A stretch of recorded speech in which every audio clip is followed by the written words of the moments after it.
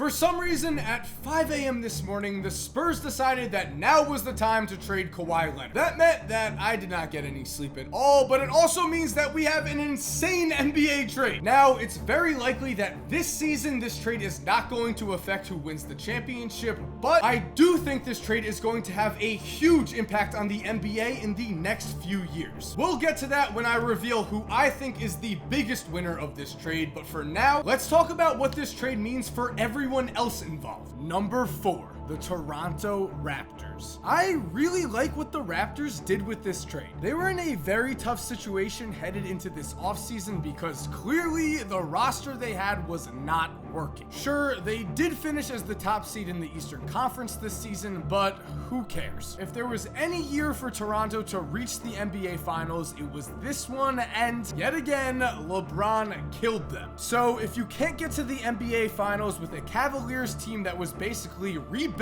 at the trade deadline, a Sixers team that was too young, and a Celtics team that was missing Kyrie and Gordon Hayward, you know you don't have what it takes. If the veteran Raptors were good enough, they would have stepped up and proved it, but they didn't, and so changes needed to happen. Now at this point, you may be thinking, Mike, what about the fact that Kawhi has said he has no interest in playing for the Raptors? Well, if you're thinking there's a chance he sits out, I really doubt it. Sitting out last season when the Spurs cleared him to play has already made him a major target for criticism. The once basically universally loved Kawhi is now a player who many see as a child, someone who wants everything their way even though the Spurs have been nothing but professional with him. So for someone who apparently cares so much about his brand, sitting out seems like the worst move imaginable. Which means, yes, I do think Kawhi will spend next season with the Raptors, which immediately moves them into serious finals contention. Before this trade, Toronto was seen as a clear underdog to the Celtics headed into next year, but now, if Kawhi does return as a top 5 player, the Raptors will have certainly bridged the gap. At his best, Kawhi has proven to be a top 5 player in the NBA, and he's someone with championship experience who is capable of dominating an entire playoff series and knows what it takes to close out big games. The Raptors have not had anyone with Kawhi's type of talent in their entire franchise history. Vince Carter and DeMar have made the second team All-NBA, but they've never been first team, while Kawhi has been on the first team twice. He's also been in the top 3 of the MVP voting twice, and has been considered by many to be the best two-way player in the entire league. So sure, right now it does seem like he's going to leave after this season, but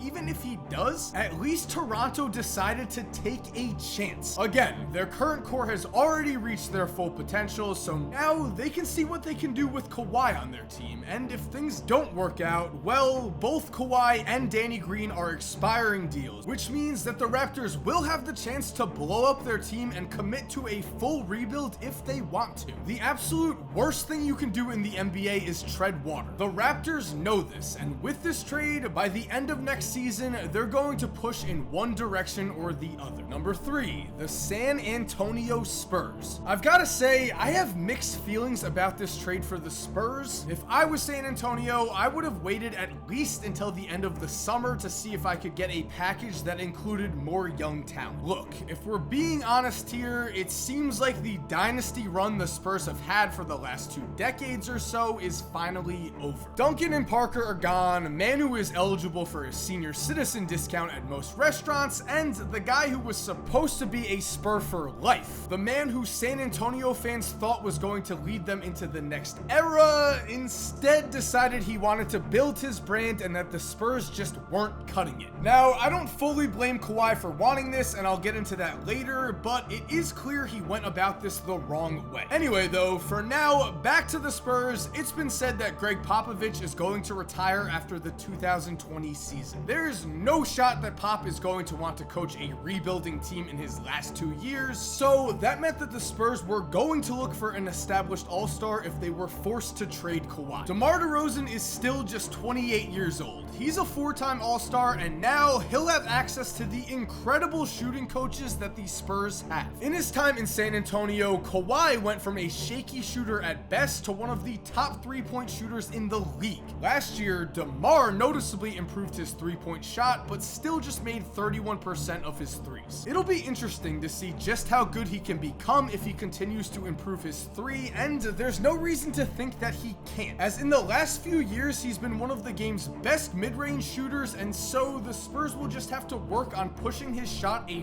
few feet back. Now, in terms of defense, Kawhi and Danny Green have proven to be the Spurs' best perimeter defenders in the last few years, while DeMar has been subpar on the defensive end at best. Again, it'll be interesting to see if Pop can unlock the defensive potential in DeRozan, as he certainly has the athleticism and height needed to develop into a better defensive player. And remember, when looking at this deal, San Antonio did win 47 games last season without Kawhi. Throw in an established all-star and an improving young center in Jakob Poeltl, and it seems like San Antonio will be poised to finish among the top 4 teams in the West yet again. Of course, the Warriors are still seemingly unbeatable at this point, but if a few injuries hit the Warriors roster, well, you never know what could happen. Number 2, Kawhi Leonard. Of course, the real loser in this trade is Kawhi. When he or his uncle made the decision that the Leonard family was done with the Spurs, I don't think they could have possibly imagined things turning out this bad. After sitting out the playoffs when the Spurs doctors said he was cleared to play,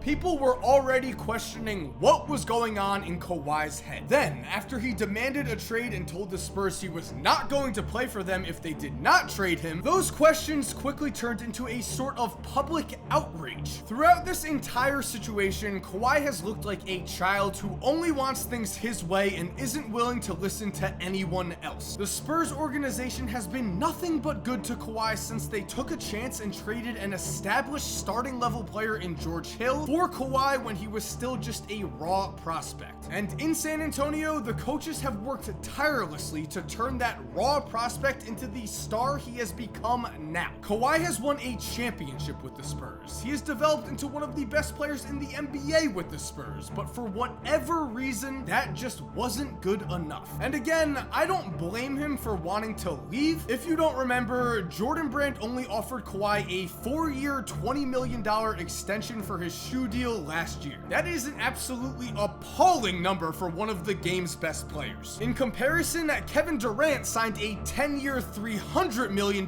shoe deal in 2014, which shows you just why Kawhi decided he needed to leave the Spurs. Despite the fact that they are constant winners, San Antonio is simply just not a flashy team, and sometimes, in order for a player to develop a brand and make huge endorsement money, they need to showcase a little bit of flash. Kawhi as a person is certainly not flashy, as he hardly ever speaks or really shows any kind of emotion at all, so it makes sense that he wants to go to the most famous basketball team in the world, the Los Angeles Lakers. I have no problem with Kawhi wanting to build up his brand, but he just went about this completely the wrong way. San Antonio did not deserve this, and because of Kawhi's actions, he now is going to have to play for a team that he absolutely has no interest in playing for. But that's what happens when you demand a trade with literally no leverage. The Spurs were free to make any trade that they wanted to, and they did, showing Kawhi that there are consequences for your actions. And number 1, LeBron James and the Los Angeles Lakers. The real winner in this trade is not the Spurs, it's not the Raptors, it's LeBron and the Lakers. As we saw when they got LeBron, the Lakers had a plan. They weren't going to get Paul George, they weren't going to try and get Boogie, and so instead,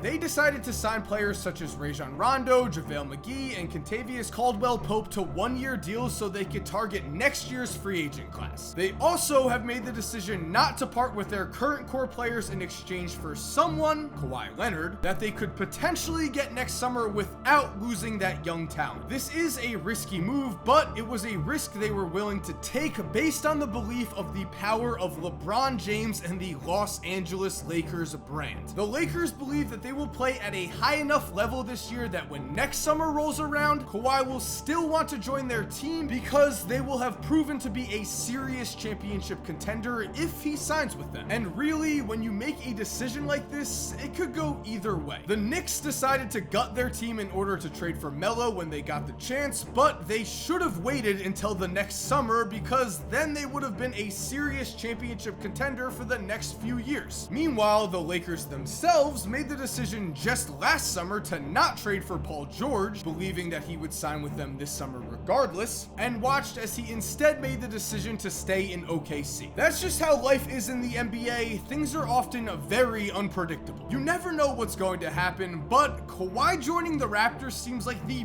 best case scenario here. If the Celtics or the Sixers had traded for him and went on to reach the NBA Finals, there was a chance that Kawhi would like the situation he was in and chose to re-sign with his current team. However, as we know, Kawhi has made it very clear he does not want to play in Toronto, and it is also very likely that the Raptors, even with their improvements, will not be better than the Sixers or the Celtics next year. And with an aging roster, it would make very little sense for Kawhi to stay in Toronto, so I think it's very likely that next year the Lakers still sign Kawhi and jump into the discussion as serious title contenders. Alright guys, so thank you for watching. I hope you enjoyed this video. I know the main channel grind's been slacking a little lately, but don't worry, I have like 4 scripts already written. The grind is going to be very real. I'm coming back, I promise. Which means if you are not subscribed, make sure to subscribe for videos every Monday, Wednesday, and Friday coming up for the rest of the summer. And if you're already subscribed, thank you so much for supporting. You're awesome. We all know it. And as always, have an awesome day and cue that music.